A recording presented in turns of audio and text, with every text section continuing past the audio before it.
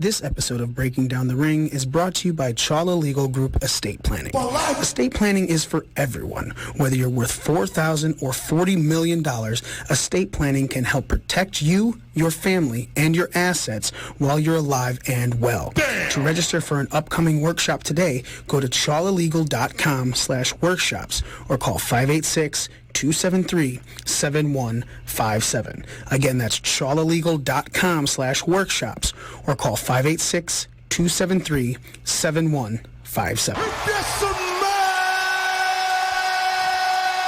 What the Rock is cooking. You're listening to the Podcast Detroit Network. Visit www.podcastdetroit.com for more information. Can we just there's so much fucking wrestling, and this week was the first ever AEW pay-per-view after Dynamite has been put into place. So after weekly setup, we got the AEW's Full Gear. On top of that, the Survivor Series build continues as NXT invades Raw and SmackDown. Groups from Raw invade NXT. We're going to get into that. Plus, Impact on Axis had a great fucking showing this week. We'll get into that as well this week and more as we break the ring down. Woo! You don't know what hard times are, Daddy. The cream will rise to the top. Oh, yeah. Austin 316 says I just whipped your ass. You just made the list.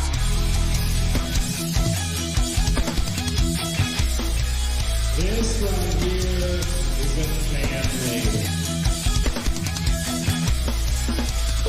Hey, this is professional wrestler and professional podcaster Colt Boom Boom Cabana. My name is Killer Cross. This is The Smoke Show, Scarlett Bordeaux. What's up, guys? The F Machine, Brian Cage. This is Ryan from Pro Wrestling Tees. Sadly, you are not listening to The Art of Wrestling, but you made a decent choice because you're listening. You are now listening to... And you're listening to... You listen to Breaking Down the Ring. Breaking Down the Ring. Breaking Down the Ring. Breaking Down the Ring. Breaking Down the Ring. Break it down. Oh, it's true.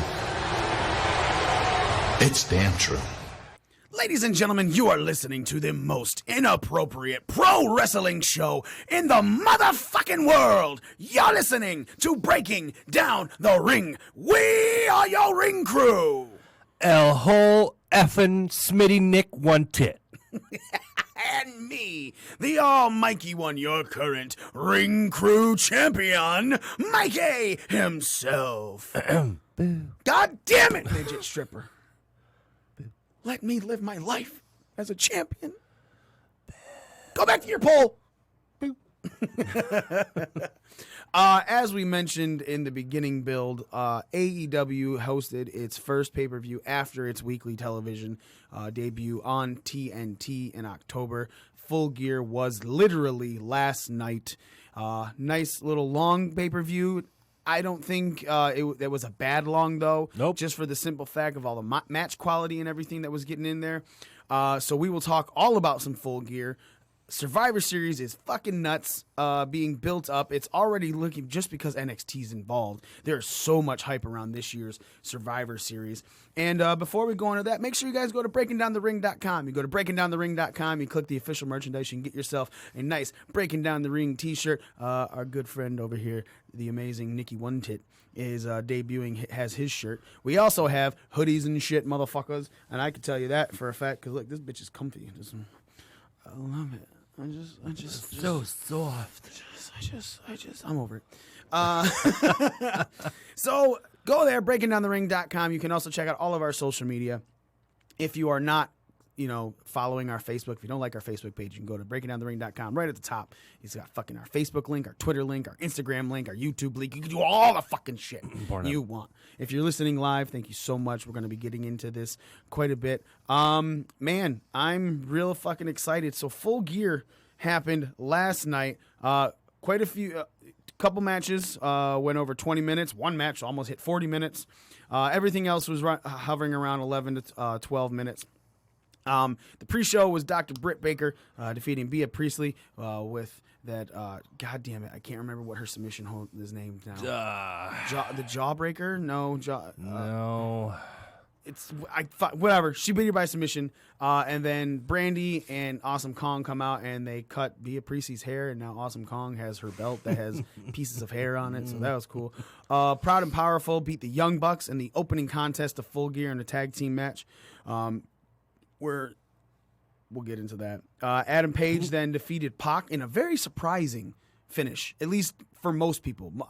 It seemed like Pac was going to be the one. Lockjaw. Thank you, Grant. Lockjaw is Britt's finisher.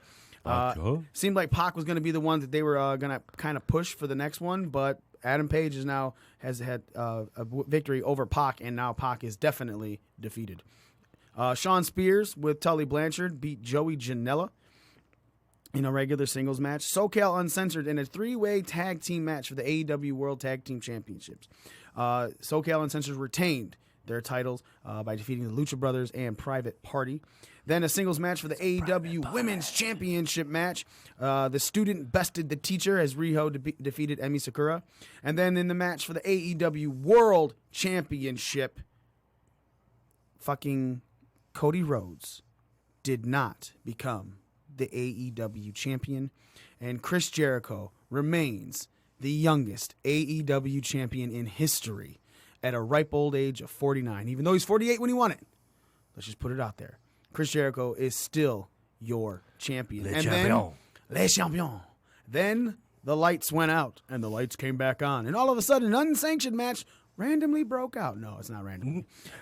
Jon Moxley and Kenny Omega fought in the unsanctioned lights out match, which was a devastating match. So fucking brutal. Moxley ended up getting the win over Kenny Omega, looks into the camera, just as the storyline has been playing with them. It's straight up, Moxley looked in the camera and was like, oh, what am I now? Number 4, number 5, talking about, his ranking, because AEW came out with their rankings for every title on Friday, and Mox is number 5 while Kenny was 4. And Mox had been saying it, even to Tony Khan, when this build-up, he's like, you just don't want me to have a win over your boy. That's all it is. I'm going to beat his ass. So what happens to him is all on you. Therefore, Jon Moxley looked in the camera and was like, am I number 4, number 5? Doesn't matter. Fuck you. That's what matters. Double fingers to the camera. Like, God damn it, Moxley. So let's go into this, and we're actually going to start off. I am going to say that I have been very fucking critical of AEW and the referees. I've been upset about Spot Fest matches and things like that. Bryce came out and he did an interview with Sports Illustrated, and he said, we know about this. There's a lot of talk about this. We've had some conversations in the back on ways to tighten it up, make it a little bit better, so it's easier to follow, especially because, look, man, if now you're giving us your top 5 every fucking week, you need to fucking follow some shit. I can't believe a dude's a number 4 when they're fucking winning matches with no probable cause. Like, this should have been out. This guy should have been out, So in the Young Bucks match, fans got on the ref real early because he tagged the foot. And they're like, that's not a tag. You got to tag hands. And I'm like, how many fucking times does someone smack someone's back? Right. And they're in, right? Ref, you suck. Ref, you suck chance. And I was like, holy shit. Crowd turned. The crowd turned on these refs. They really need to tighten ship. But at the same time, that was not the high spot fest match that the Bucks have been putting on left and right since AEW has started. No, there was a lot of storytelling in that match, as well as Nick Jackson kicking the post and selling that the entire time to the point where they couldn't do the Meltzer driver because he fell out after trying to do the springboard off the top ropes. Yep. So I want to say, look, I'll give you all the shit in the world about stuff, but I'm going to praise the fuck out of you when you go above and beyond. And that match was there were spots, but it was a very well story told match. Well balanced. Yes, you know what I'm saying? Which is what you should do. You keep the crowd in, but make it make sense. Yeah. So I was watching this. I enjoyed it, especially I really enjoyed that the fucking fans turned, and then I really enjoyed that the match got progressively better as that happened. Nick, you're watching this match. What were your feelings, man? It was, the one thing that I thought of first, maybe about halfway through the match, was exactly what you said. There's been a lot of matches where they're spot fests. But that match, the tempo was slowed down a little bit. there were some times when, they were building that story and it was great. As far as the ref's concerned and allowing that tag by the foot or whatever the case may be, I think a lot of fans are maybe, I don't want to use the word trained, conditioned to understand the rules based on what they're more familiar with, WWE. Okay? So while honestly, until you said something, I didn't even really notice the tag with the foot, nor did I really care because, like you said, I can smack you on the back and tag you in the match or on the ass or whatever. So who fucking cares? So it was funny that the crowd got as hot as they did, but overall the match was great. I do like that the spots were a little toned down for sure. And again, spots are good when spots are needed. Hey, you build to the spot. Yeah. But and when you're building to these spots and you're going forward with it, the audience, you can only be so high. Yeah. You know what I'm saying? And I know that a lot of the times the Bucks close shows and stuff like that. So it makes sense for all of that. This time they opened it, so you don't want to get the crowd way too high. And so that was also really good psychology played with their agents in the back. Whoever put this match together, even if it was just Young Bucks and Santana and Ortiz, because I'm gonna fuck their name up all the time. PP. Yeah, P and P. Picture in picture.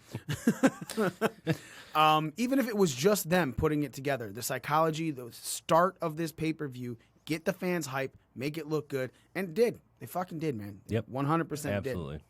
The surprising match, though, to me, was the Adam Page Pac match, right? As soon as Pac lost, if we're talking, we did our pro wrestling scorecards, all right? And our pro wrestling scorecards, I am the lowest as Le Champion of Be The All right? Yeah, I just came up with that, bitches. As Le Champion of Be The All, I have the lowest score, but it's sweet as fuck because it's a 69. Nice. So you're kind of winning. I mean, yeah, I'm losing, but I'm winning. Yep. You right? So that's just how it goes, bitches. That's how it should go. Face it.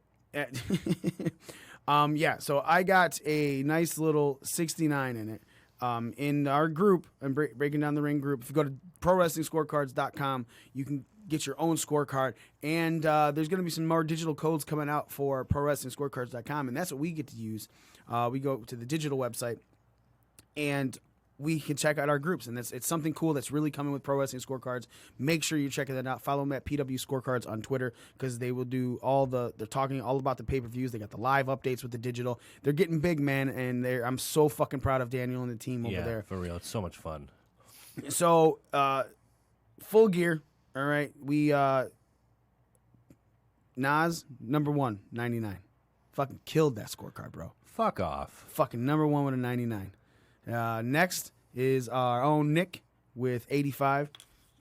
Joe's coming in third with an 80, and me with a 69. Now, Smitty is not on this list. I have to go look at it. I accidentally one day removed Smitty from our group, and I think it's just funny now. He's beating Joe by a point. So he's got 86? Yeah. Okay. Wait a minute. Joe has 85? Yeah. No, I have 85. No. Joe's got 80. Yeah. So he's got 81. He's got 81. Yep. Yeah. All right. So what's really cool is you can check out the whole Pro Wrestling Scorecards community on this stuff. And actually, let's bro. Nas is beating everyone. There isn't a single person that has more points than Nas on the Pro Wrestling Scorecards community. As a matter of fact, it's him at 99, fucking Dez from PWS, 96, and then Daniel's got a 93. Wow. Fucking Nas is shitting on everybody. First scorecard in, this motherfucker we bring. He makes Z look stupid. He's come to fuck shit Right. up. Remember, Z just sucked all the Yeah, time. And bad. Nas is like, I got the whole fucking community. Yep. I'm teabagging them all, bitch. Game changer. I'm sorry, Dez. You're getting the first teabag from Nas. At least it's a mass teabag. So Group bagging. Right. And then, but right under it, boom, fucking Daniel catching that bag. They're going to listen to this later and be like, what the fuck? So Smitty is in at number 12, and you're right, he does have 81 points. Joe is 14, and I'm number 20. I'm in the top 20 with that 69. I mean, bro, 69. right? I mean, I'm getting all the bags. Yep. I'm getting 19 bags ahead of me, but whatever. Look, so we're saying go to ProWrestlingScorecards.com. But yeah, Nas is kicking fucking ass with that 99. He really called it, man. You can't even be mad at it. You're pulling up a 99. That's great. But there's still 2 more pay-per-views this month. So I can catch up. We can play catch up on. So yes, the surprising one to me was Pac losing to Adam Page. Me too. The minute that happened, though, so I picked my scorecard as in I thought Cody was winning that title. Really? Yes, because when you come out and you say, I'll never challenge for it again. Yeah, right? I get it. My thought process then went to, all right, Cody's going to take this title. And then the next person to face him is Pac, because it makes sense. Pac is your number one contender. It was like Cody, then Pac, right? And that was like Cody, Pac, Page, Omega, and Moxley. Yeah. Right? I believe that was their top 5, and obviously Cody was the one fighting for the belt this time. But he came out with that fucking spectacular promo on Wednesday where he said, hey, it took me 16 years to go from undesirable to ungoddamn deniable. Like, just goosebumps. Fucking goosebumps, Mr. Rhodes. Runnels. So he comes out with that promo, and my first thought is he's taking this belt. You know, and it changed your mind, didn't it? Right, it did. That promo made me think he was taking the belt, and then it made me think more along storyline. So I picked this long fucking term. So I picked Pac to win because Pac would be the next person to challenge for Cody if Cody's winning. Cody would beat Pac. Probably be Pac's first loss. And then some sort of turnabout would happen there, and then MJF would turn, and then MJF and Cody would be going for that title belt because MJF was going to get some sort of, run up the ladder and stuff like that. That's spectacular. I thought that was spectacular booking. You keep MJF teetering throughout the whole thing. Granted, we'll get into it, but as soon as Pac lost, I was like, Cody's not fucking winning that belt. Yeah. There's no reason for him to win that belt. As the face champion, you want him. There's no one that you want to see him beat now because Pac is not going to be your number one. So it looks like Adam Page might be jumping up to number one because Cody lost. They're actually having a rematch too this week on Dynamite. Pac and Page? Yep. Rubber match. Curiouser and curiouser. But, and again, you're right. Seeing as the rankings are going to come out on Friday, we'll see what they're going to do. Yeah. So, Pac losing shocked me. But at the same time, good for Page because Page really wants to be in this title picture. How were your thoughts on that? I was shocked too. I picked Pac to win because I kind of felt like they were going to give, Pac this push as, I know it's still early, but as undefeated and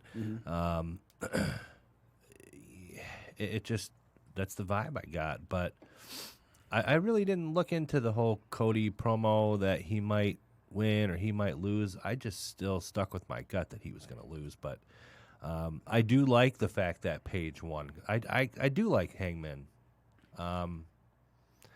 The match was really good. I liked that, again, it was another well-told story. It was a little longer than 20 minutes, I think. That match went 20. Nope, that match went 18. Okay. 18 and a half minutes. But yeah, it was shocking. I did really expect Pac to win, but I'm not mad about it. I'm mad about my scorecard, but it's still not bad. No. I mean, you're not Nas. Right. Yeah, but then again, if you're going back into hip hop, who is Nas, right? And That's who, right. Who is as good as Nas? Nas one. Them top MCs. I don't rule the world. He dropped that ether on you, dog.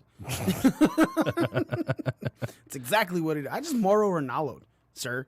You did. Yeah. That's tough to do. I used a fucking pop culture reference, and I'm proud of myself. Mamma mia, mia, mama. After that, so. Let's just go into another portion of this that had a great little spot. The three-way tag match, right? Yep. Now, I'm a firm believer in a triple threat tag match means triple threat rules inside, right? As in, all three guys are fighting, and anyone can tag in and out from their team. But they did it in a way how a lot of four-corner matches are done, where it's you tag out to a different team. Any team can tag in off of anything. With this one, it seems more like you should like, why would you tag out? Yeah. You know what I'm saying? Like, why you keep your own guys in. That third team just seems like the oddball out. But it worked. I'm not saying anything was bad because this pay-per-view, top to bottom, had great in-ring work. Yep. It was something that a lot of people are talking about is the best pay-per-view for AEW. Let's actually go into that right now. What do you think? Is this the best pay-per-view outing you have seen from AEW? I would say match quality-wise, yes. But I think it left a little something on the table for me just because my bar is set high after Double or Nothing and All Out. I still think it was really good, but as far as match quality-wise, definitely the best, for sure. Okay. What was lacking for it for you? I don't, you know what, I really can't put my finger on it. Nothing really shocked me, and I think... Not any finger? Well, I'm used to it. Okay. You know? Getting wider. No, nothing really shocked me, and that's okay. I'm not saying it's a bad thing, but, you know, there was something out of their first two pay-per-views that was kind of jaw-dropping or, you know, that you didn't expect. Not that I expected the results that I did, but it just was a normal pay-per-view for them. You know, just any way that WWE has a normal, everyday pay-per-view. It wasn't anything great or spectacular, but it was really good. I mean, I'd probably give it a good 8 out of 10. Nice. Yeah. That's really good. So then, coming into this, SoCal Uncensored retained. Lucha Brothers started attacking them, and then lights go out and come back on, and there's another Pentagon. Okay, you know what? That did shock me. That did. Why? Because I was under the impression that Christopher Daniels, who, not to bury your lead there, but... totally buried it. I did, sorry. Christopher Daniels was the Pentagon Junior 3. Yes, 3, because Jericho's 2. Yeah. And I was expecting him to be out for a while. They had made mention, I think last week on Dynamite, or maybe the week before, that he was going to be out for a significant amount of time.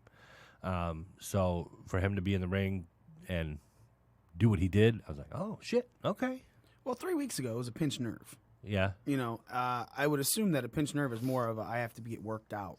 See, I didn't hear it was a pinched nerve. I didn't hear what it was. I will say that I took him off of my unscheduled and kicked myself in the dick when he came in. I was like, God damn. As a matter of fact, I took 3 specific people off to put in others because I was like, no, they're not going to do anything with this.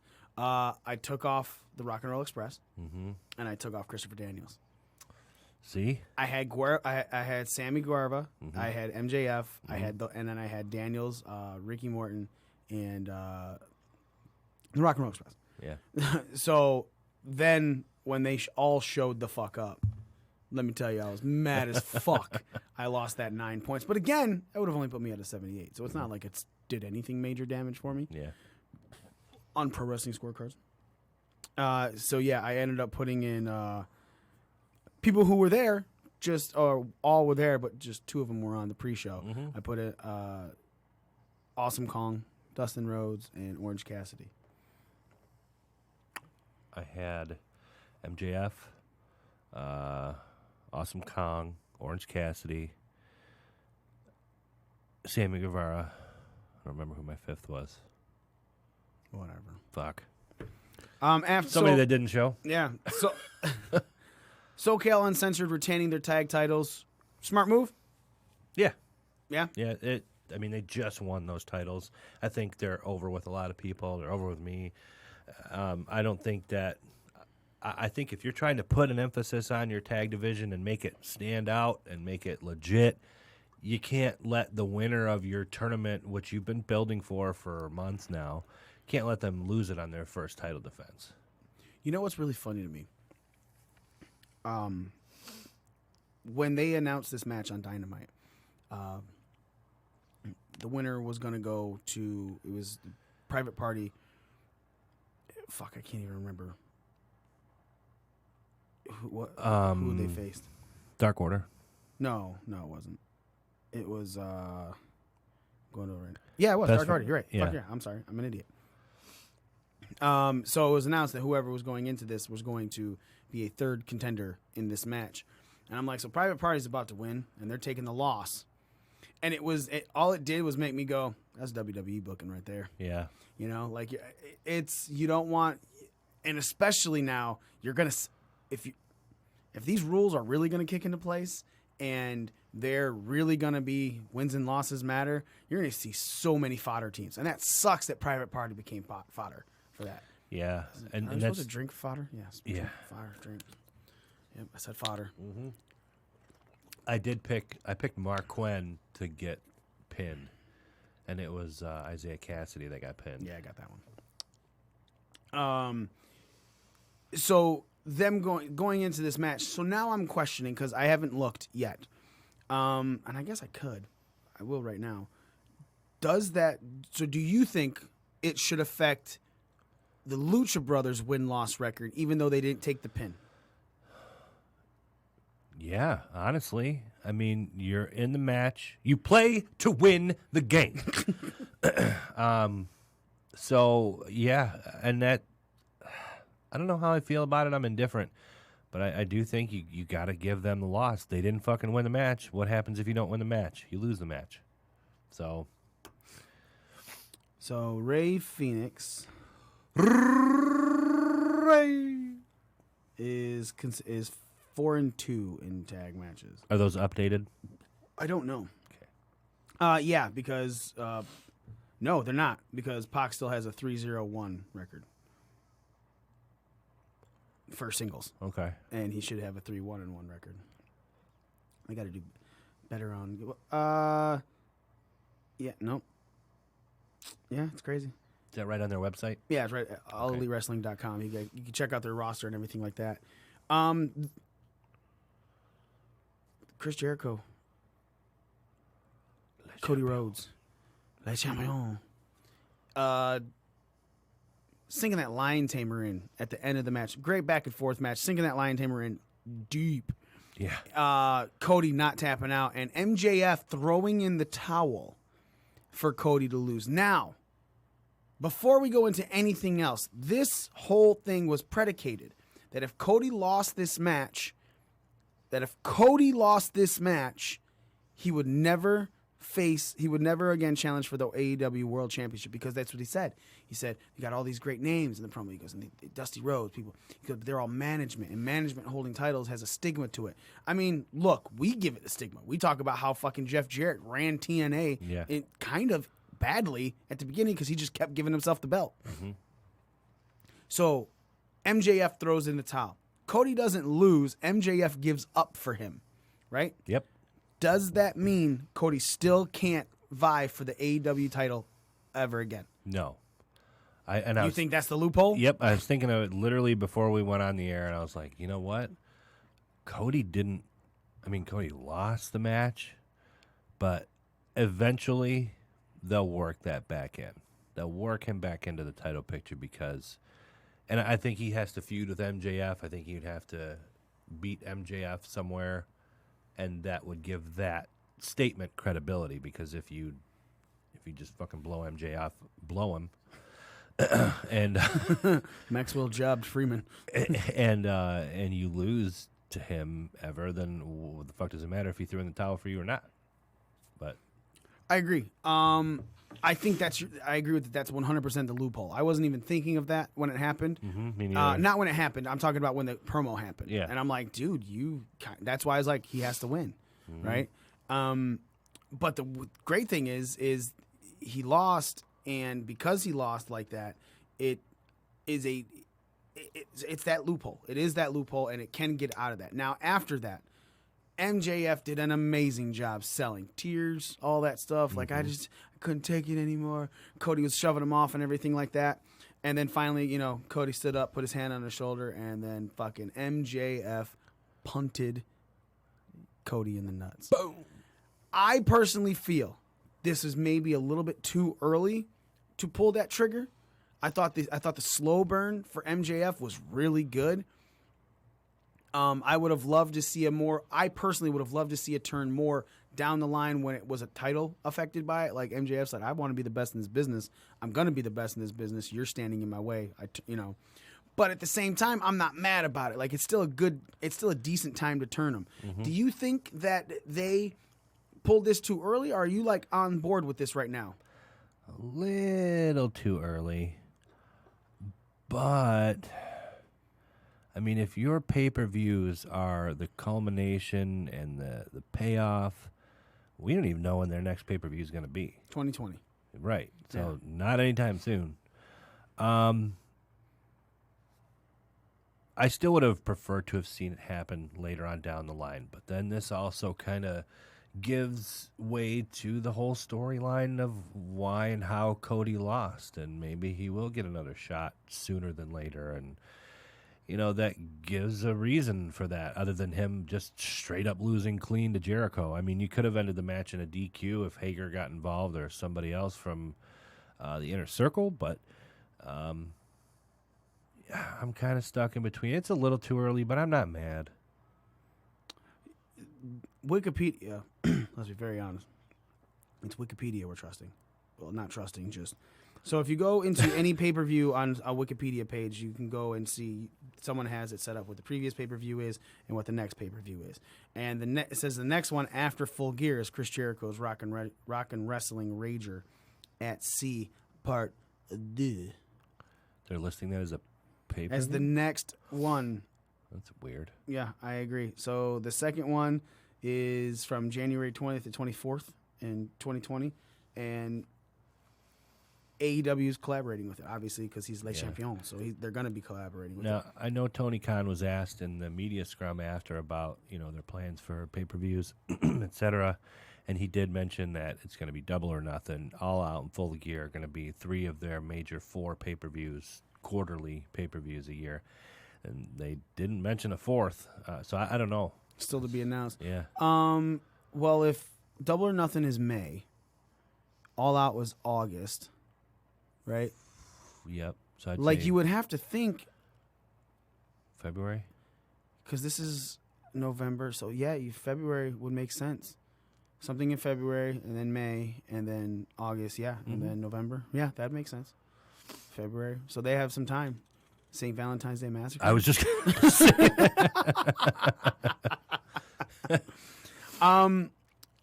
I agree with you. I think that this was slightly early, but I get it. You know what I'm saying? Like, I can't say it was a bad call, but I can't say it was the best call, right? Like, someone can fucking just throw up a shot in basketball and it hits, right? And you're like, okay, it worked, but man, you should have maybe, if you passed it over to this person, we may have gotten 3 points, right?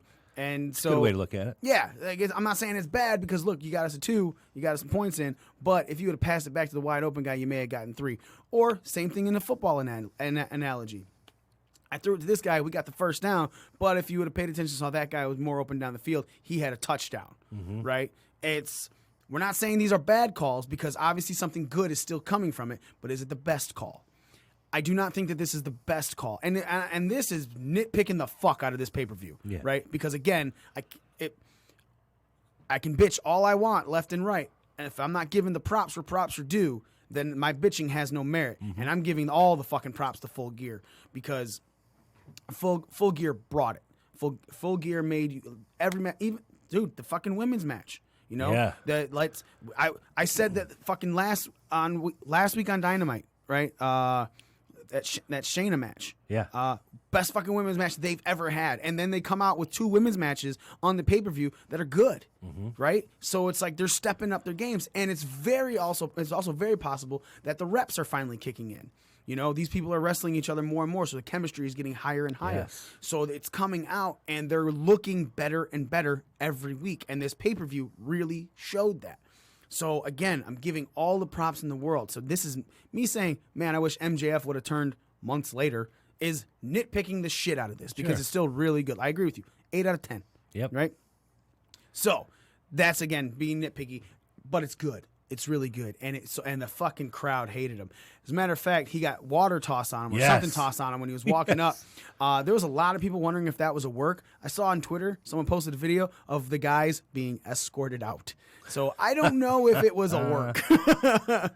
So, look, he got all the fucking heat. I mean, the most over person in that fucking company is Cody. He's Teflon. He's, for lack of a better analogy, he's Cena, right? He is the face of that company. You see Cody fucking Rhodes, you think AEW. Yep. Right?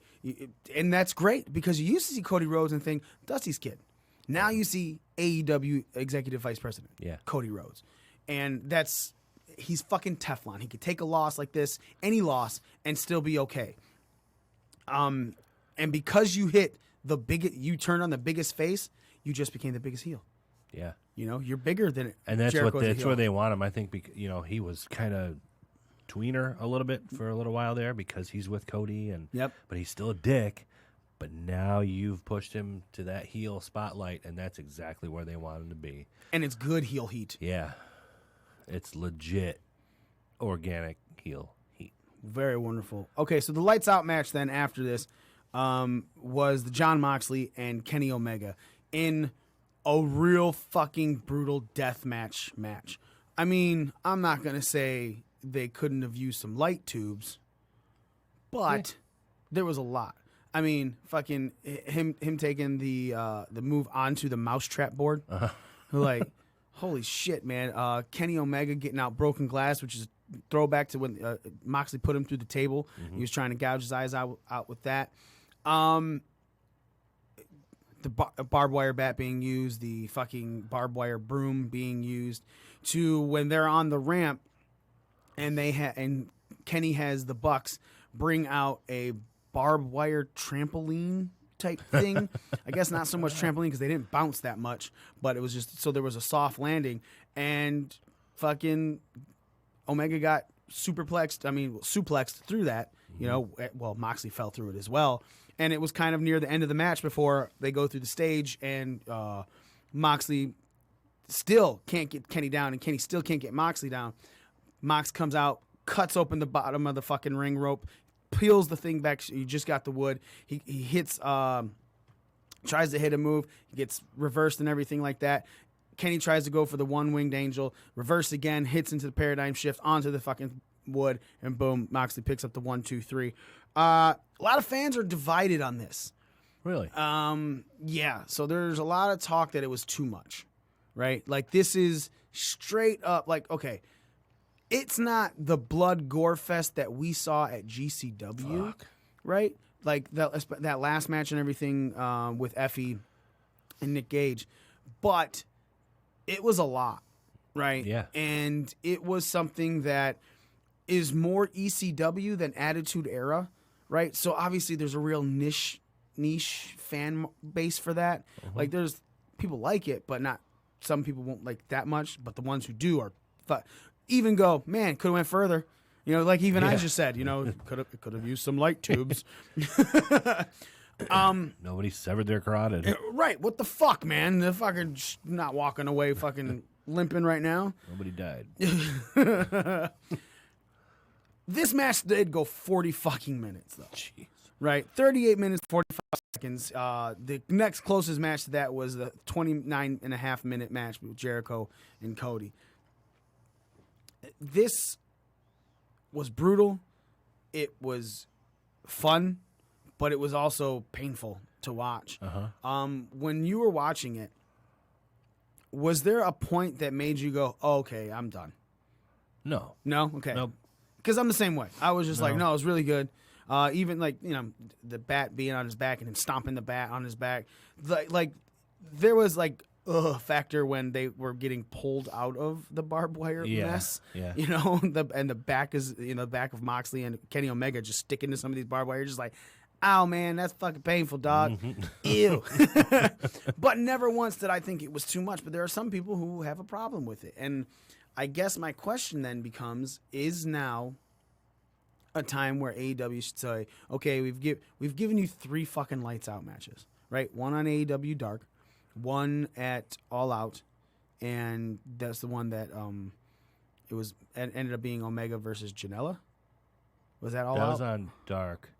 There was Moxley and Janela. Moxley and Janela at Fighter Fest. Yeah. Something like that. Yep. Yeah, because Moxley versus Omega was supposed to be All Out, and Mox had to pull out because of the elbow. Yeah. Right. So it was, yeah. 3 of these matches have either involved Kenny or Mox, right? Which is great because now you're putting Kenny in a different light. Kenny was the guy who had the 6, 8, 12 and a half star matches in New Japan because he, doing hour-long matches and stuff. But now you got Kenny fighting, right? Not just doing technical wrestling. So it's really good. I'm liking the difference. Anyone who's watched AEW knows how great Kenny Omega is. The casual fans that are getting into that are just seeing Kenny fight, right? And they're getting a completely different look at Kenny Omega versus what we've known. So when Kenny starts doing those kind of matches again, anyone who does not know about his past are going to go, oh my God, he's doing really well. Like, I really like the way he wrestles. Because he is. He's really good. What do you think was the match of the night on this pay-per-view? Oh, wow. I did really enjoy Hangman and Pac. I enjoyed Mox and Omega. I'm of the crowd that there's never too much violence in a match like that. Now, if you had match after match, unsanctioned, just all night, then that gets old for me. But you just give me a little taste, one match, end of the night, guys like that caliber who can go, and then you see them in a match like that, going, not being restricted or, I mean, that was one of my top matches for sure of the night. I don't think it was too much. I guess I can understand if you're not used to seeing matches like that, if you're not of a crowd that is used to ECW type matches or death matches, I could see how you could think that. I think that it's going to get old if they keep doing this lights out match. You said that's 3 that they've done now. To me, that's enough. Not forever, but they need to give it a little rest. Because too much of a good thing is still too much of a good thing. Yep. I agree with you. I think, those 3 that we've done, and they've gotten brutal and everything like that, but let's get to some old school wrestling. Granted, look, there was still some of that on there. That whole show had flavor for everyone. Mox that's what he made his career on, were those death matches. There's the reason that they showed some of that old footage of him and everything like that. But it doesn't change the fact that, dude, like, even Renee Young, his wife, was on Twitter going, what the fuck? Holy shit. Like, she was like cringing on Twitter. Like, she wasn't tagging anything because, she wasn't trying to put another company over or anything like that. But let's not pretend that she was not paying attention to this. And she was. So, that being said, AEW's Full Gear was spectacular. As a matter of fact, AEW Dynamite the week before was also spectacular. We had that Cody promo. It kicked off with that Trent versus Pac match. Yeah. Which, look, man, Trent was great. We don't know what his last name is anymore because for some reason the WWE took it away from him. Even in AEW, Trent lost his name. Yeah. Like, what the hell? WWE is far-reaching with their name stealing. Like, you can't have it anymore. But still, went very long time. Spectacular fucking match to watch. With the exception. You know what I'm talking about. Oh, yeah. Yeah. I totally forgot about that because I was giving it all the praise. At the end of the match, fucking Pac. Say Pac. Because it's not Pac, it's Pac. And it's Pac because Pac is trademarked by some rapper. Apparently, all eyes are on that guy. So you gotta take. So Pac hits the dark arrow. And Bryce, the referee, who said, we're trying to fix everything, goes for the 3 count. 1, 2, pulls it up. It's just 2. All the announcers are like, that was 3, got him on 3. And you're like, wait, why isn't the match over, right? So then Pac puts him in the fucking Rings of Saturn, and Trent passes out, and he's just called out, right? But I'm like, man, yeah, they're right. That should have been, I thought it was a 3 count. So you rewind. And you look and you go, okay, Trent didn't kick out. Why'd the ref stop the count? Yeah. And you rewound again. And you're like, okay, maybe it was the other shoulder that was on the other side. No, he didn't move. Trent didn't fucking move. Not a bit. And Bryce fucked up, right? And it just plays into the whole ref problems. But I don't think another problem was on the show after that. I think it was a huge glaring moment, Yes. right? But quickly faded after that Cody promo, which was the next thing to come out. It literally jolted me. I'd like jerked on the couch. I was like, "The fuck was that?" I can't. Did I watch that? What the fuck, man? Yeah, it was. I remember I put into our chat. I was like, starting AEW. Yeah, that's all I said. Yep. Because I wasn't gonna bury anything. I was gonna just show confusion. And then you responded, "Yeah, saw it too. What the fuck?" Yeah. So then Cody's promo after that quickly erased the bad taste of that fucked up 3 count. After that, Private Party versus Dark Order, where obviously Private Party won because they went to AEW Full Gear to be the team that lost. Rio and Shanna versus Jamie Hayter and Emi Sakura, another great women's match, right? Like it's looking, there's a lot of progress in those women's matches, and I'm really proud of AEW for obviously have to be putting an emphasis on it in the back for these matches to be coming off way better than what we were watching before, because it was some sloppy shit. Yes. Brandon Cutler versus Sean Spears. Sean Spears got the win on that. And then the main event was Paige and Kenny Omega versus Jericho and Sammy Guevara. And fucking Jericho and Guevara won by Jericho pinning, was it Paige? Paige. Yeah. Yeah. Yep. And then fucking everything fucking broke down. And it was a great finale to kick off to the Full Gear pay-per-view. That being said, there's a lot of talk about the ratings this week. And the reason there's a lot of talk about the ratings this week is because of how much NXT was showing up on SmackDown, how much NXT showed up on Raw. And because we said it last week, that last SmackDown was one of the best SmackDowns in a very, very, very, very, very long time. So everyone expected NXT to possibly jump AEW in the ratings this week. They did not. They did make a significant jump, period. Yeah. Like they went from the 580 last week, the week before. Was it that? Yeah, because AEW was only like 700.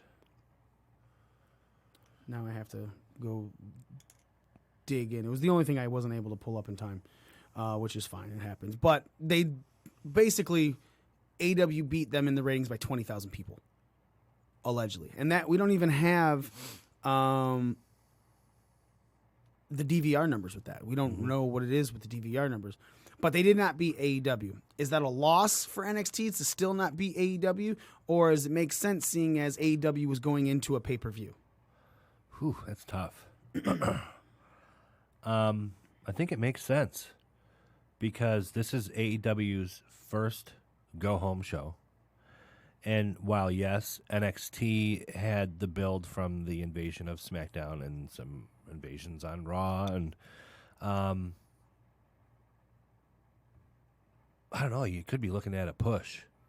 I think if it wasn't a go-home show, I think AEW might have still beat them by even a slim margin, just based on the trends that we've seen so far. It's going to take a little more for NXT. I think in the next couple weeks, I think you're going to see NXT beat AEW, and then it's going to go back and forth on a regular basis, just depending on where the storylines are going, what's on TV that night, who's got a pay-per-view coming up. So, you think? So you're saying with a push, yeah, are we going to see NXT top AEW at all before Survivor Series? Yeah, the go home show. Okay. Yep. You think the go home show for NXT? Anything sooner? No, because this next week people are going to tune into AEW to find out what happened with Full Gear and the fallout from that, and then you're going to be moving on from that the following week. That following week will be the go home show for Survivor Series and TakeOver. So, yeah, I think in another week we'll see NXT. And I don't think it'll be by much, but, man, the internet wrestling community is going to shit a brick when they finally do. Told you! Fucking told you! Fucking knew it! Goddamn WWE's the best! GW! So the actual jump in numbers is NXT was 580,000 viewers on October 30th and 813,000 on November 6th, whereas AEW was at 789 on October 30th and 822 this Wednesday. So again, I'm sorry, I said 20,000 viewers. I lied. It was 9,000 viewers. So it's really close. I think NXT, with all of this push, I could see NXT topping them this week. Yeah. I mean, 9,000 people, dude. That's all it is. Uh-huh. And that's very, very likely that you see that jump. I personally do not feel that NXT took a loss with this because of the show that they were going up against. Mm-hmm. And I'm sorry, the minute that Cody promo hit, anybody who is anybody in wrestling switched to AEW. Yeah. Right? I'm not even saying I would love to see the first hour jump off, right, versus the second hour, because that first hour had fucking Cody's promo in it. The second hour had everything that NXT finished with, which, as we're gonna talk about right fucking now, the OC invades NXT right off the bat after the Undisputed Era was on Raw trying to get Seth Rollins, to join the NXT side. But Seth said, I'm not going there unless I'm the champion, so I'm facing Adam Cole. Well, Undisputed Era interfered with that. Uh-huh. So Seth Rollins did not win that match. Or he did win that match, but he did not win the NXT championship. So because of that, and because of stuff that was going on when the Undisputed Era was there earlier, OC comes out, and they get into a little bit of a brawl. Dominik Dijakovic and everything come out. So the OC come over and just beat the shit out of Undisputed Era, and then come in and cut a promo. And Ciampa comes out, and Ciampa says, for a while, I've been being asked when I was going to be called up to the main roster. And he goes, well, OC, welcome to the main roster. And I popped hard because I love SmackDown. Even last week's SmackDown was great. NXT is the best show, I believe, for WWE, period. So then AJ said he gives him props and everything. He goes, you're the only one with balls enough to come out here, but are us three supposed to be afraid of you? Keith Lee and Matt Riddle come out, and turns out it's going to be a 6-man tag match to finalize the night. The OC, AJ Styles, Carl Anderson, and Luke Gallows versus Tommaso Ciampa, Matt Riddle, and Keith Lee. I fucking love Keith Lee. He's grown on me a lot. Yeah. After that, Pete Dunne got the combined. He took on Damian Priest and he won after losing to Damian Priest before. So now they're they're tied. But Killian Dane shows up and fucking blasts the fuck out of both of them. Priest starts pulling him off so he can beat up Dunne more, and then fucking Damian Priest sends him over the ropes, and then then Killian Dane sends Priest over the ropes and beats up more of Pete Dunne, then beats more of Damian Priest on the outside. After that, Tainara Conti beats Santana Garrett. Shayna Baszler then defeated Dakota Kai, and Dakota Kai was in this match trying to prove that she deserved the final spot on Rhea Ripley's team for War Games. After the match, there was a breakdown and everything. Everyone was getting involved. Mia Yim comes through with the kendo stick and just starts beating the shit out of everybody. After that, going to the back, and Rhea Ripley says that was brutality, because that's her line. And she announced that Mia Yim is the 4th person on her War Games team. Which, cool. Makes sense. You know what I'm saying? Like, it's something that should be happening. So it's Rhea Ripley, Tegan Nox, Candice LeRae, and Mia Yim for Rhea's team. And there's still someone to be announced on Baszler's team, because Baszler is herself, Io Shirai, Bianca Belair. She still has a spot open. Before we go any further, because she announced it and she said, Dakota Kai, I'm sorry, but, so Dakota walked off. See Dakota Kai being the 4th member of Shayna's team? I kind of get that feeling, because Dakota Kai, honestly, looked good in that match with Shayna, and usually they don't. Shayna always looks really strong on TV, and she got her ass handed to her just a little bit from time to time, and Dakota Kai has been kind of lackluster, for a better term. but she looked really good, and you kind of got the feeling that, okay, she's going to end up being in this match, and then they were like, goodbye. I think it's a very distinct possibility you could see her turn. Yeah. Yep. I agree. Of course, keeping on with NXT, Angel Garza defeated Tony Nese, and he is now the number one contender to the NXT Cruiserweight Championship, which he will face Leo Rush next week for. After that, Dominik Dijakovic defeated Isaiah Swerve Scott. And then the main event, Tommaso Ciampa, Keith Lee, and Matt Riddle versus the OC ended in a no contest. This no contest no one was mad about. No. No referee stoppage because of anything, but just broke down like crazy. And as there were things going on the outside, Ciampa's about to hit fairy tale ending on AJ Styles, and Balor's music hits. Ciampa's, distracted, and then fucking he gets knocked down by AJ Styles, who stands up and looks at Balor, who's on the outside. AJ throws up the two sweets. Balor does the finger guns, pointing that back, and fucking Mauro Nalo with a call. Shades of the land of the rising sun. Where have we seen this before? And I was like, oh, Mauro, I love you. And then Styles goes, Styles Clash, and he gets fucking Ciampa up and then takes the stiffest super kick I have ever seen someone take. It was straight in his mouth. Adam Cole comes in and popped his ass, and then looked directly down at Finn Balor, who was just smiling. And let's be very honest, if you know the history of these guys, these are all prominent Bullet Club members. They're not going to fucking say it on WWE television. Adam Cole, he wasn't a leader of the Bullet Club. He was just in there because I think technically Kenny was the leader at this time. Because Kenny took it after AJ. So I didn't know Adam Cole was over there. Yeah. Oh, yeah. He was ROH, and he was a prominent member of Bullet Club. He was the one that when he was kicked out, that's what brought in Marty Scurll. Okay. And because Kenny was like, every club needs a villain, and then fucking Marty Scurll comes out, Young Bucks super kick him out. So you got three prominent Bullet Club members, two leaders, the first two leaders, obviously. Finn Balor, a.k.a. Prince Devitt, started the Bullet Club. AJ Styles took it over after Finn left and went to NXT. So there's a lot of backstory intertwined here on how NXT ended, and there's a lot of options with how this can go. I have to ask you, Nick, before we go into this, obviously we've been putting one against the other every week. What was better, AEW's Dynamite or NXT this week to you? Wow. NXT. Why? That was a big reason. Yeah. I don't have a huge past with Bullet Club, any of that, the way you guys do. I know of them, and I've seen some of their shit on YouTube, and I know of the legends.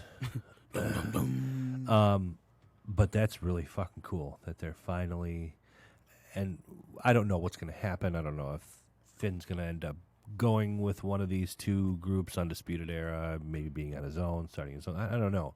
But the fact that they're getting them all intertwined the way they are is fucking cool. Mm-hmm. And it's about time. Yeah. We've wanted to see it for a long time on regular WWE television, but Triple H being the fucking ringmaster down there, he's having fun with it. So I actually don't know if I could pick one.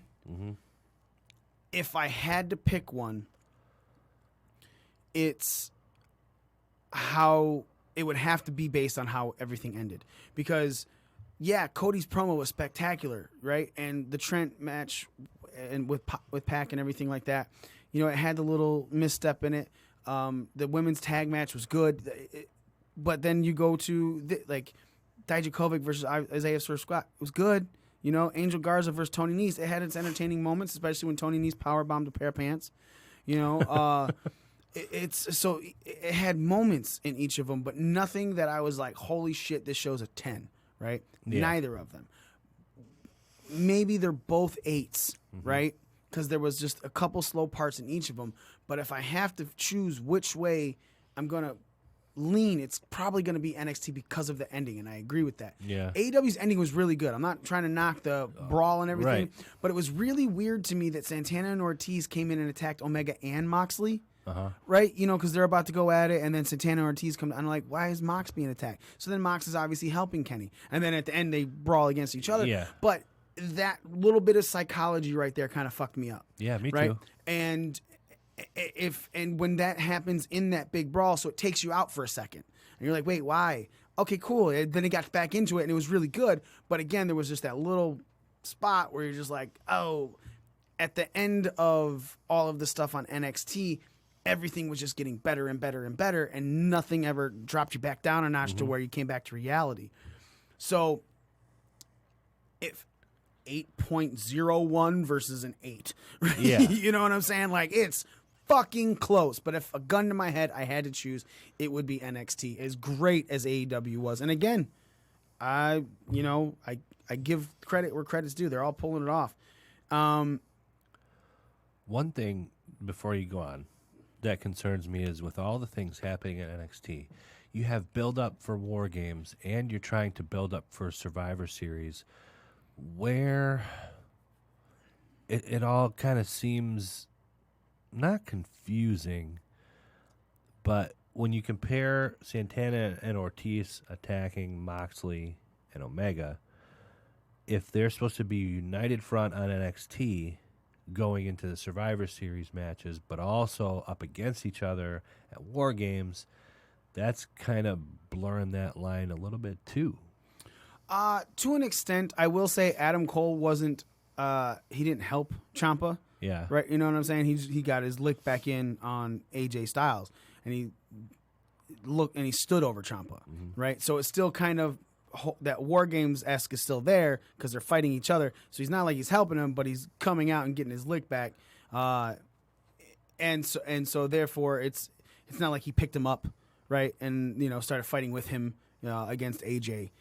And that's what it was that threw me off, is because they were going to fight each other, and then they started fighting with starting to fight together rather than against each other. Yeah. And at least Ciampa was still down. Like, yes, I agree with you, but at the same time, I think it was a way better told because there was no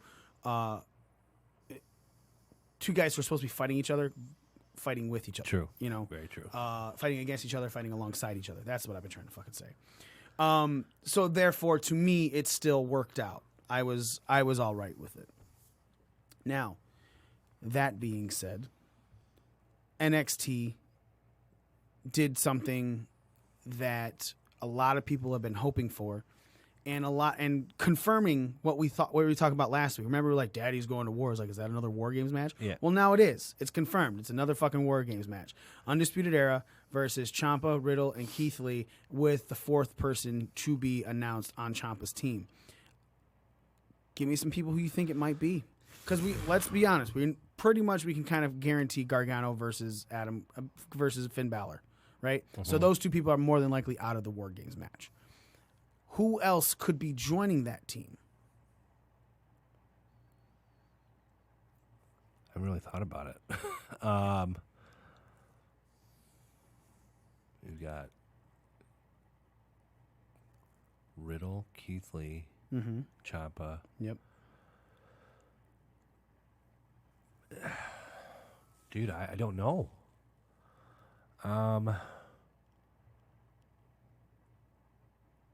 Who do you think? So, my first thought is I'm really hoping Velveteen Dream is back. Yeah, but I don't know if he'd be back. But if he's back, that's who you go with. Yeah. Right? And you have to go with him. If not, I think then it comes down to you're probably going to pull in an NXT UK guy. I could see that.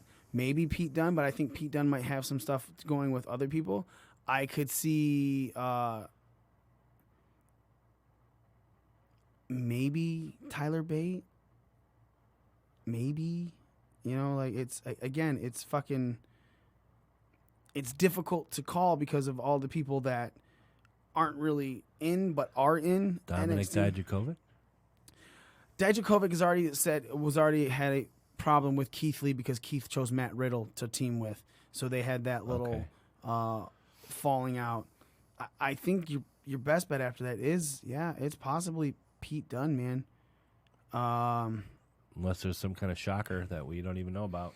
Yeah, I mean, look, it is 3 weeks away, so it's very possible that Velveteen Dream could be a part of this roster, and I think is the one that makes the most sense, right? Because they've all had problems with the Undisputed Era.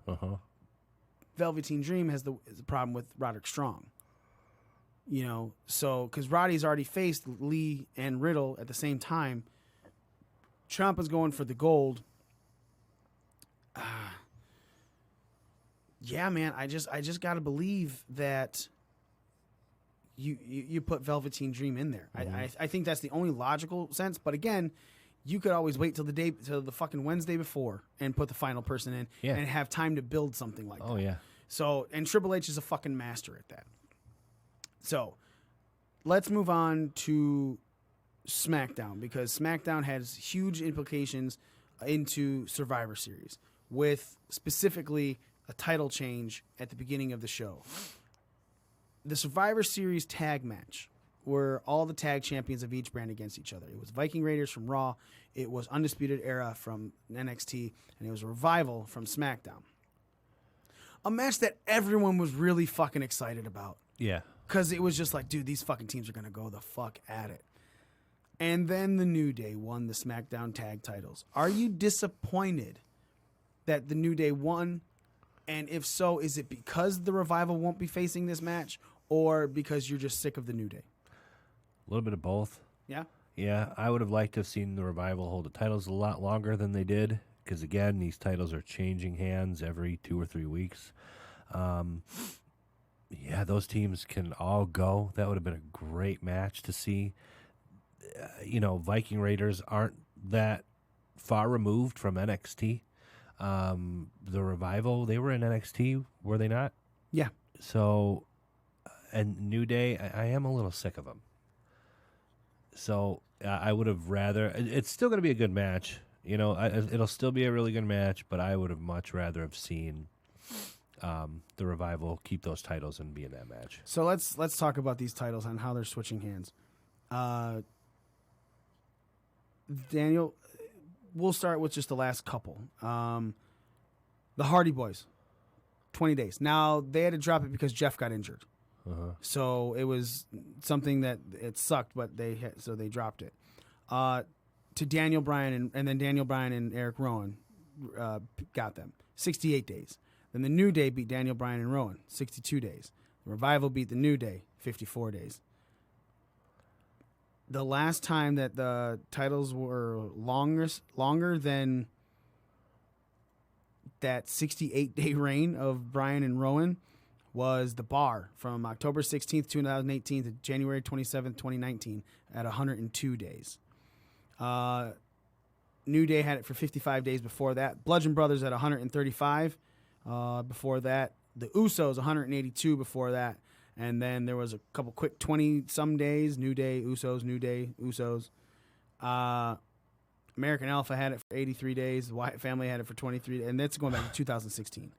Right? These tags are... And what I'm really confused about is, when did the fucking Revival ever... Did they ever defend those titles?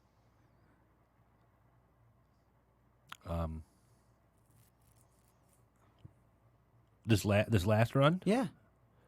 I don't think so. This only run with the SmackDown. I mean, granted, they got them and they became the first ever Raw, SmackDown, and NXT champions, but still.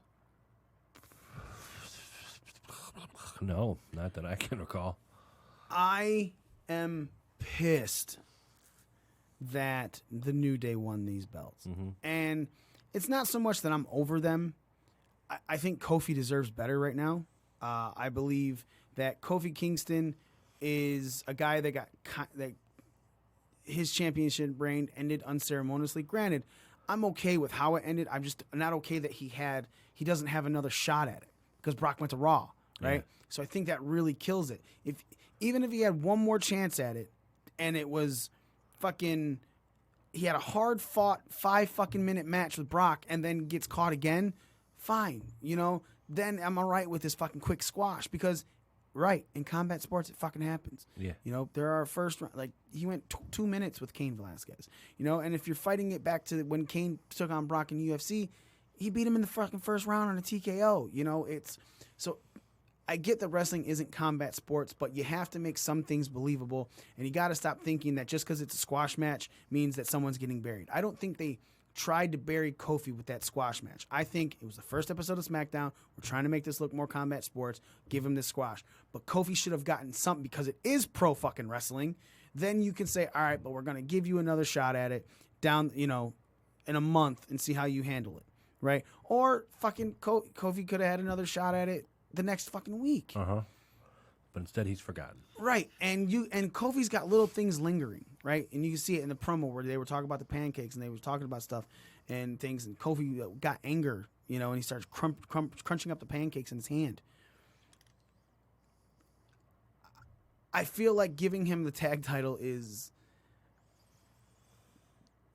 two bad things in a row. One, you're killing off the Revival from this match that a lot of people were looking forward to. Now it's lost some luster. Sorry, it does.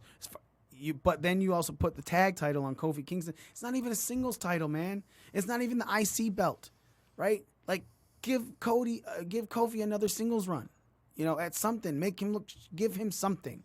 Because right now it just looks like he just got relegated right fucking back to the tag team division. Yep. And it's not something he's deserving of. Because it still feels like to me and to a lot of the fans that Kofi's getting fucking jerked off the wrong way.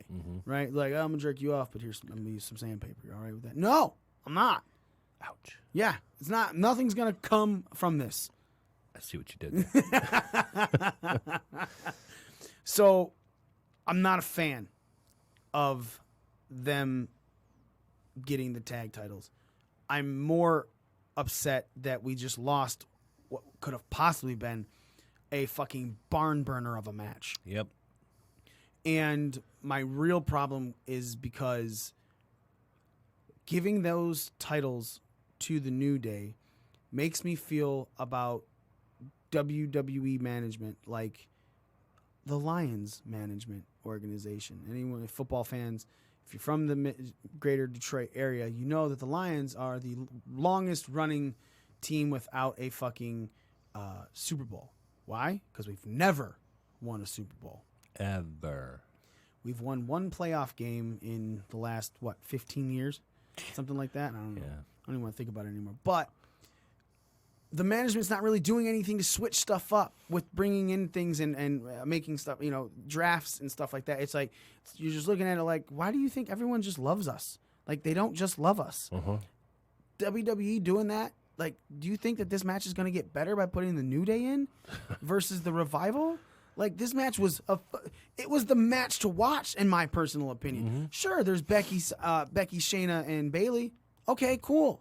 I have no problem watching that go because, you know, you got NXT Legends versus NXT current champ running the fucking place.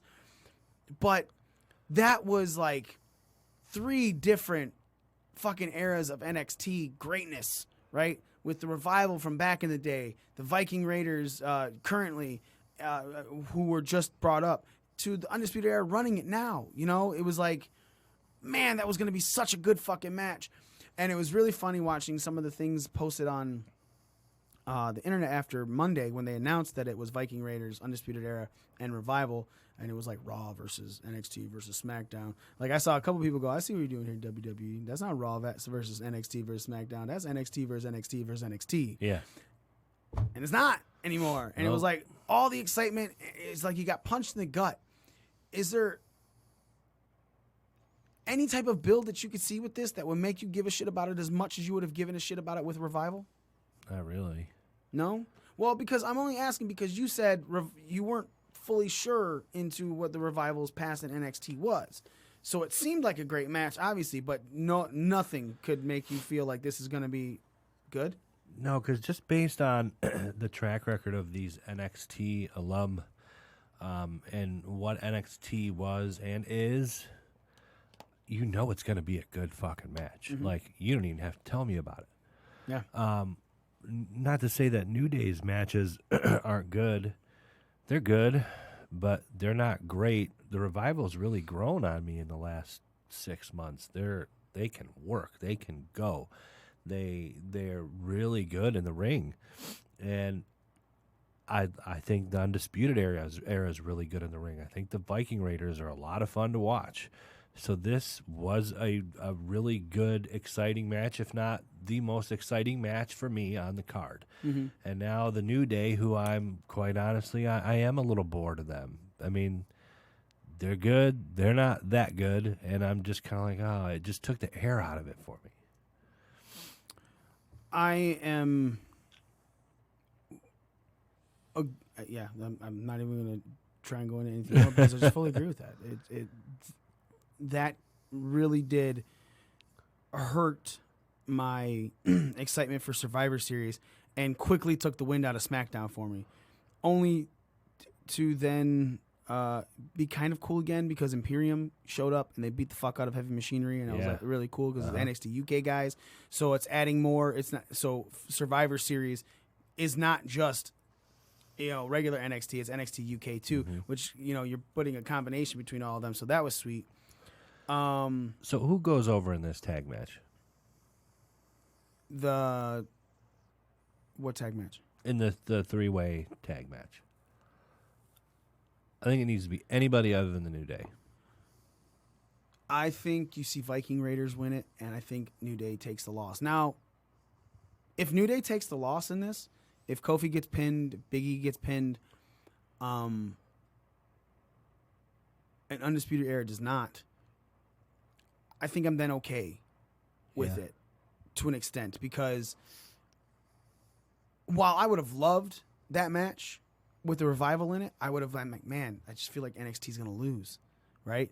So now, at least with this one, it makes me feel like SmackDown's going to lose, and I'm all right with that. Yeah. And I'm okay with that because I don't want to see the Undisputed Era hurt. And, yeah, good call. It's just us. I'm okay with that because I don't want to see Undisputed Era hurt. And I don't want to see the Viking Raiders look weak at all. So I think it's a real good combination if the New Day actually loses. So it's the only way it can go. Yeah. Right? They would have to take that loss. Sasha Banks defeated Nikki Cross, and then Baszler comes in and attacks again. I want to say this right now. So you got Imperium that showed up. That's cool. Bringing Shayna Baszler to the United Kingdom is a real rub. They paid, you know what I'm saying? They brought her there and used her as another NXT invasion takeover type thing. And that means a lot to me because it's not a normal it's not the NXT. Like when Imperium showed up, I was like, I get it. Yeah, they're NXT UK. They're supposed to be there. That makes sense. There's not a lot of travel involved. Just drive over. You know, Baszler is your Full Sail. That's Orlando. That's Florida. You flew her to fucking England for this, and that's awesome, right? And I thought that was a great, another huge. We're high on Shayna. Now let me ask you this: who wins that match? That Survivor Series. Give me your prediction right now. Who makes sense to win that match, and who makes sense to lose that match? Bayley is being kind of touted as not mattering. It's tough. It's really tough. And that was my first thought when I saw that match was booked was, man, that's a tough one to call.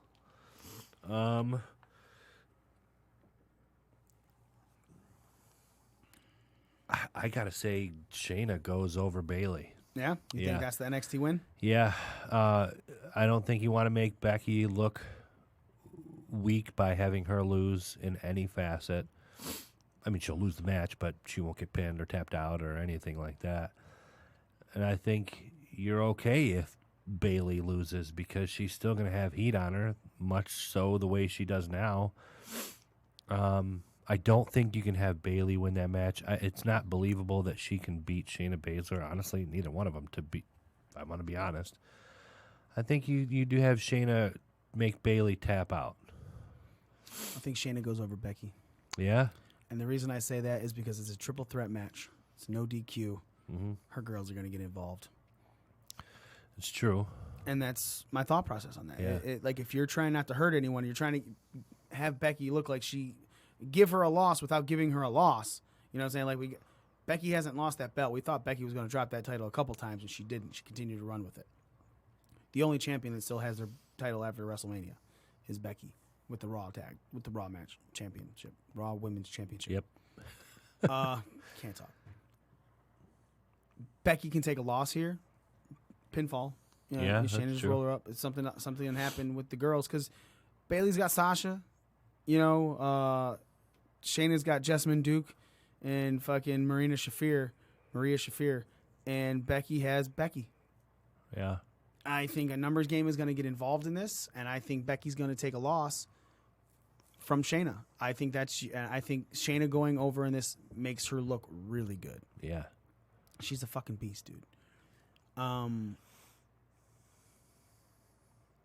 It's being made to look like all the main titles are not going to be facing each other.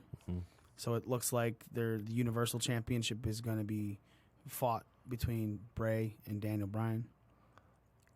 Obviously, Raw announced that it's Rey Mysterio versus Brock Lesnar for the WWE Championship match. Really? Bores you, huh? Nothing, no excitement at all to it? Why? Is it because you just assume that Brock's going to win? Yeah, and Ray doesn't excite me anymore. Really? Yeah, I mean, he still can go in the ring, but I don't know. I'm kind of over his character. Wow. I'm sorry. I just am. I mean, that's fine. It's your opinion. So, and I don't see them taking the title off of Brock anytime soon. So, yeah, it doesn't excite me. I mean, Brock's only had it for 36 days. You know? Yeah. It's not even that long. It's not believable for me that Ray would even stand a chance. I don't think Ray's taking it either. Yeah. I'm excited. I'm excited for the match, though. The match doesn't bore me because Brock Lesnar, some of his best matches were against the smaller guys.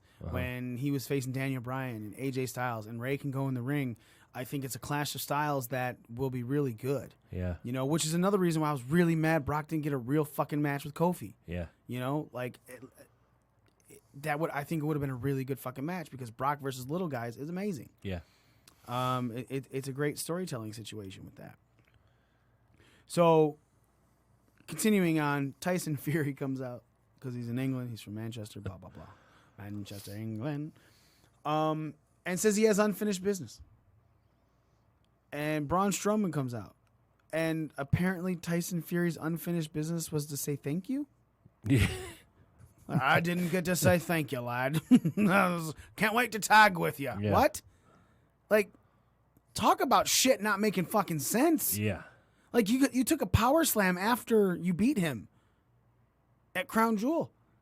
And your response is, thanks, man. Appreciate it. Shake God. Is anything about that make you go, sweet, can't wait to see him tag? No. No, I think if there would have been some angst between the two and somebody other than the B team came out. Look, the B team coming out, I think, was great. Only because of the mic work. Hey, yeah, we're stupid enough to fight you. That was what? really funny. That's not what he said. He said that he means that the B and B team stands for fearless. And you're like, what the fuck do you talk about with your letters and your words and blah, blah, blah. I'm going to put some shit in your drink. I was like, holy fuck. And then they got their asses whipped, which is fine, but it was great. You needed some fodder to come out, but still kind of get over. And man, when B Team was out there, I was like, I miss these guys. While it was funny, if you're going to hint at any kind of tag match with Braun and Tyson Fury, let's see it then.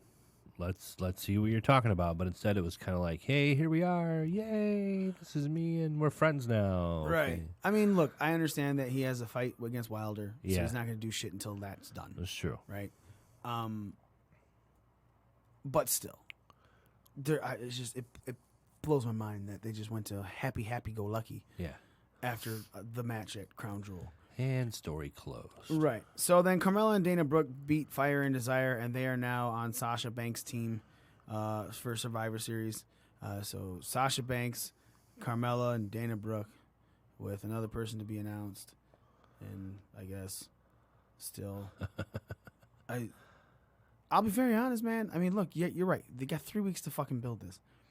But are these Survivor Series matches like this? Is it going to be NXT as well? I don't know. I would hope so. Well, Jesus, fuck, man. That's 15, 12 fucking people, because there's normally 5. So, but they changed it to, yeah, it probably has to be, shouldn't it? 15 women, 15 men. 12, because teams of 4. Well, they were when they were doing SmackDown versus Raw, it was 5-on-5. Yeah, that's what I'm saying. But when they showed the graphic for the women, oh yeah, you're right. It was just one more woman to be involved. Yeah. In Sasha Banks' team. There's a lot of women. I really want to see this fucking build. I do, because I think like they could be doing something well with it. I honestly feel like this could be the best Survivor Series in a long time, and mainly because of the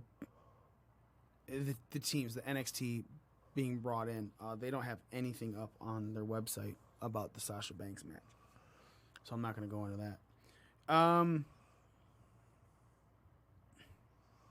How did you feel about Raw? Whew. It was Raw. I'll be honest, the last 3 or 4 weeks, my week goes, I go to work Monday morning and I come home and it's like, okay, cool, Raw's on tonight, yeah. And then like an hour or so into Raw, I'm like, God damn it. I might as well just go to bed. And it's not to say that Raw's always bad. The last couple weeks have disappointed me, and I'm starting to be like, okay, Monday night, Raw's on. Great. Yay. Like, is that going to be, that's starting to turn into the one that I want to DVR and watch later in the week and watch NXT live or watch AEW live. Instead, my week is going, I'm watching Raw live, I'm watching SmackDown live, and the other ones I'm watching when I can. Really? Yeah. That sucks. Because Wednesday night is the better night. I know. That's what I'm saying. Now I'm at the point where every week I go and I watch NXT and AEW, and I'm like, why don't I just watch these live? Yeah. Or pick one to watch live. And then I can just fast forward through Raw whenever I. Yeah. I like when I watch, obviously I work Friday nights, so I watch SmackDown on DVR. Yeah. And for mine, you have Xfinity too, right? Yep. You just hit fast forward, and it goes straight to the fucking end of the commercial break. I was like, fucking love that shit. Yeah. That makes watching it way easier. I don't know if it's just for Fox. I don't think I've seen it pop up for the other ones. Just for Fox, yeah. But for fucking SmackDown, it's wonderful to watch. I love that feature. Yeah, it's spec-fucking-tacular. I mean, look, even though the SmackDown was shitty, ish, it's still, the viewers jumped up again. 2.6. Mm-hmm. They're at 2.5 the week before, 2.6 this week.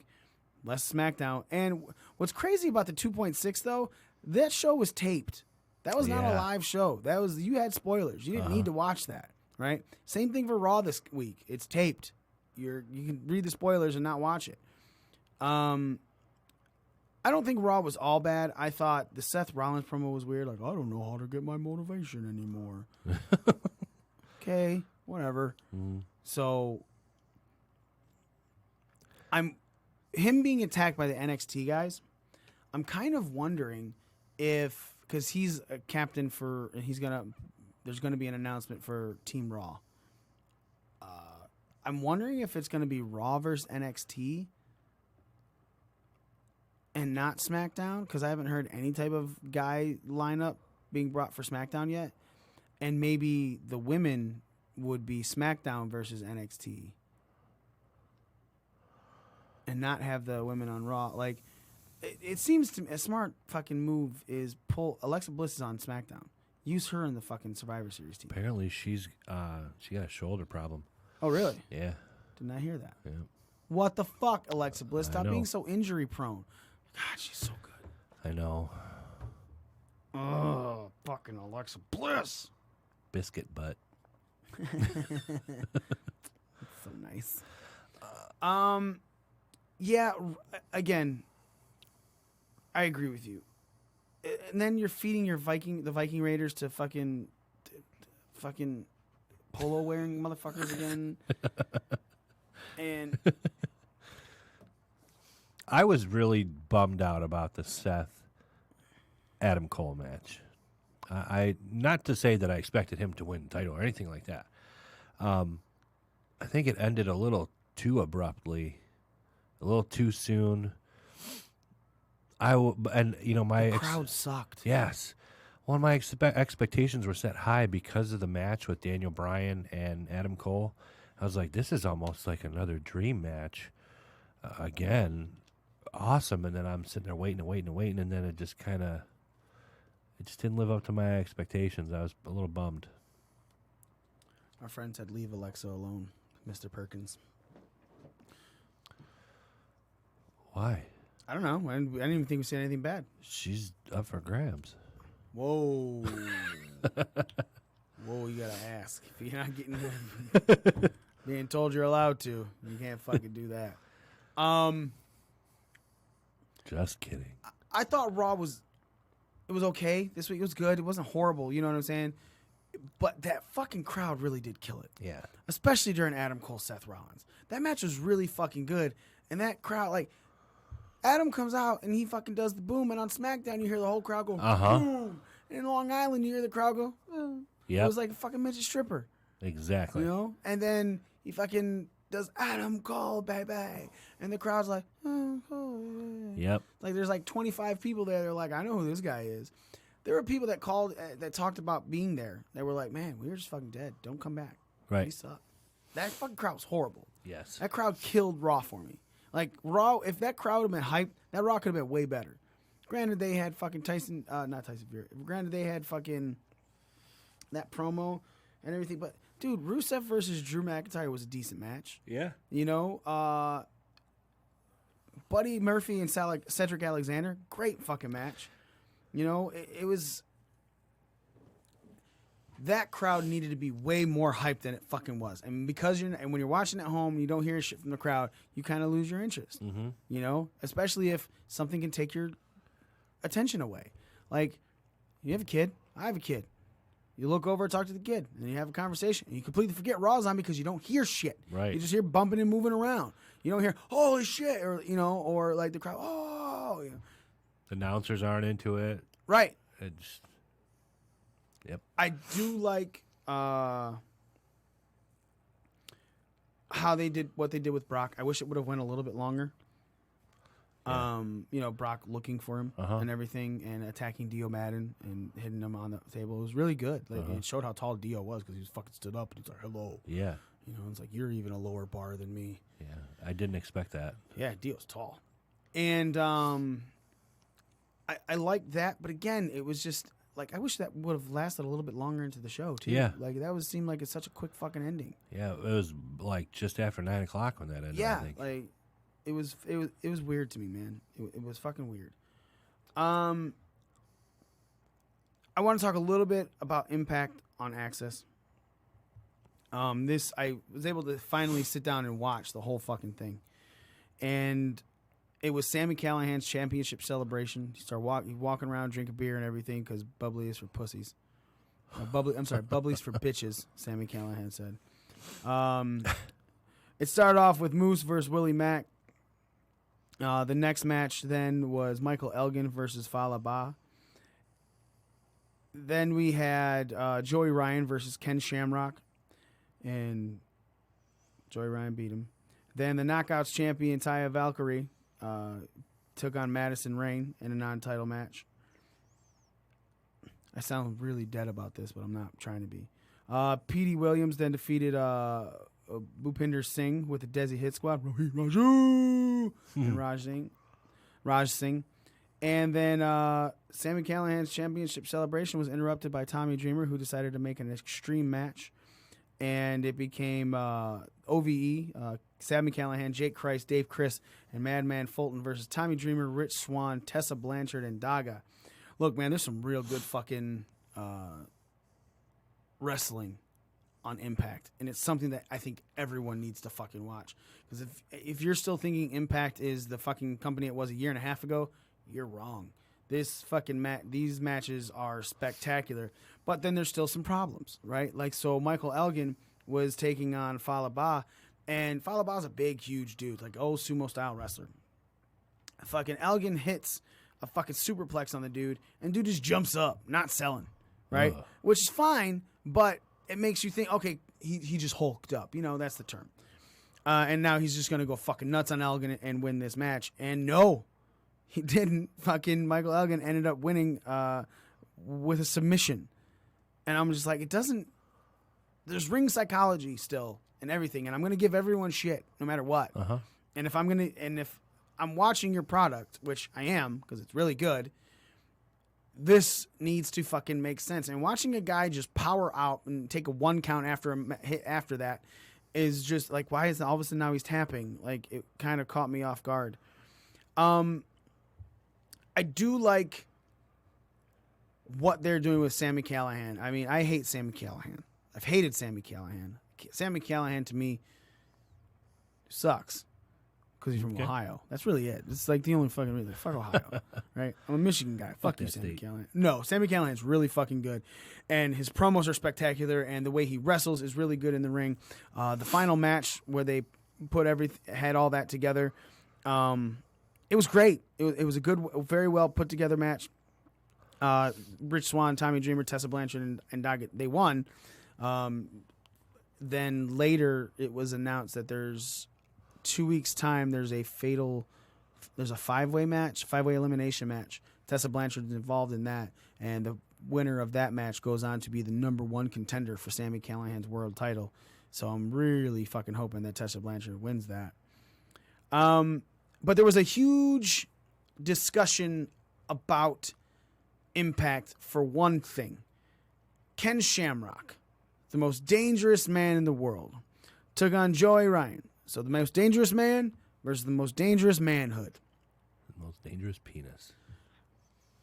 Ken Shamrock did the dick flip. He took the fucking dick flip. And a lot of people are like, Ken Shamrock is not the guy for that. Ken Shamrock is a shoot fighter. He's a guy that shouldn't take these kind of moves, right? Ken Shamrock is above that in a lot of the people, in a lot of people's eyes. I'm of the ilk where it's like, if Ken Shamrock is taking it, it kind of puts Joey's dick over more, right? Like, I know. Joey ended up losing the match. He tapped to the ankle lock, but the dick flick was in there, and Ken Shamrock took it. So I guess this brings my question to you, Nick. Joey is the fun dick wrestler, right? Yep. And he gets to be his gimmick in Impact, which is awesome. It's great. Is there a fine line for wrestlers who take that move? Like, should people like Ken Shamrock not take that? Or if Shamrock's willing to put it over, let him? Yeah, if he's willing to, why not? And that's up to him. You can say, oh, he's above that and whatever you want to say, but... Is it, though? Is it up to him? Because someone in the back said, no, we want you to take this. And you're working. You think Shamrock might have the clout to say no? I think he could at this point in his career, where he's been, who he is. And I think that I kind of get the impression that he's one of these guys that are trying to put these younger stars over to a point. Yeah. And I mean, on the surface, it's kind of like, really, Ken Shamrock? But then when I think about it, it's like, it ain't really that big of a deal. I mean, I know he's Ken Shamrock. He's the most dangerous man in the world. But if they're trying to put Joey Ryan over, and he's trying to help that younger crowd. I don't see anything wrong with that. Do you think in any way, shape, or form that it hurts the legacy of him wanting to take that move? No. No. I think people will forget about it. You think people forget about it? Mm-hmm. Not right away, but I mean, so much of the other things that he's done throughout his career just ultimately trumps taking a dick flip. I mean, it's a fucking dick flip. Right. You know, if obviously you're getting it over that he can even, in any capacity, flip somebody with his dick, and he does it to Ken Shamrock, fucking who cares? Move on. Let wrestling be wrestling. Just let it be wrestling. Yeah. Let wrestlers have their fun. I mean, now if he was the first person that he had ever done that to, then I'd be like, okay, come on, fucking give me a break. Right. But come on, it's what he's known for. Yeah. And he lost the match. It's not like he did the dick flip and won the fucking match. Yep. All right. I agree with you. I agree. It's wrestling. There's something for everyone. You may not like it, but it doesn't mean that it's wrong. Right. Right. It's not like it's 100% an opinion based fucking platform. Right. So look at the stink face. Look how many people Rikishi did the stink face to. Yeah, he did. I mean, shit. I'm gonna sit on your face with my big old crumbly ass. Cottage cheese. Smell my ass. Ugh. I mean, people literally kiss Vince McMahon's ass in a thong. Yep. Why did that old man wear thongs? Why is that old man? I was not happy about that. That's it for us, ladies and gentlemen. Make sure you go to breakingdownthering.com, get our official merchandise there, take you to all of our social medias, Facebook, YouTube, all that shit, Instagram. Thank you so much to people who are watching live. If you're watching live, make sure you subscribe to our podcast, Apple Podcast, on Spotify. If you are listening on the podcast, you can listen live every Sunday, 11 a.m. Eastern Standard Time, because that's what we do. We do live shows. Good shit. That's good shit. For everyone in the Ring Crew, thank you so much. We are out. Nick, what's your name? Nick. That was bad. Nicky. That was Dude, there's nobody here but me and you, so it's like you're kind of thrown off, you know? Well, see, no, I buried myself. It's okay. Thanks so much for listening. We are your Ring Crew. Nicky One Tit. And for Smitty, Joe, and Nas, I am the Almighty One and current Ring Crew champion, Mikey. We are... Midget stripper. We are